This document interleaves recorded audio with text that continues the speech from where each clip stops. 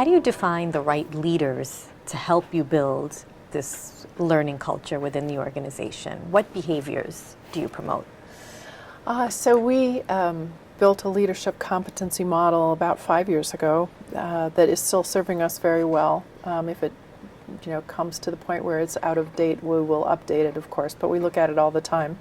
And when we built it, it was in light of our business strategy. So we worked together with our executive committee, including our CEO and all of his direct reports, and defined key competencies that we have now baked into every aspect of talent management. So it's in our performance management system, it's used in succession planning, we use it in the development of our leadership programs. It's baked into recruiting with interview questions. It's really throughout everything. And that has worked really well for us.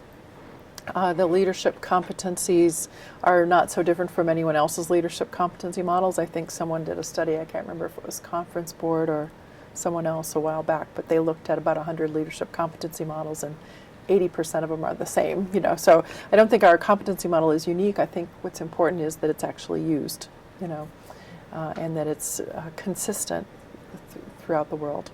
Can you give us an example of some of the... Yeah, so actually one of the, this was one of the CEO's key behaviors. He asked that we include lead courageously.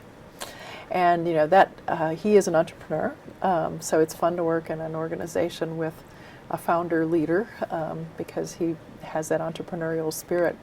But he wants to ensure that everyone feels like they can courageously express themselves, so that might take lots of different shapes at different levels within the organization. We have the behaviors defined at individual contributor level, manager level, and then a senior leader level. We're not big enough to have, I know when I was at other organizations we've had 4 levels of behaviors defined, but 3 works fine for us.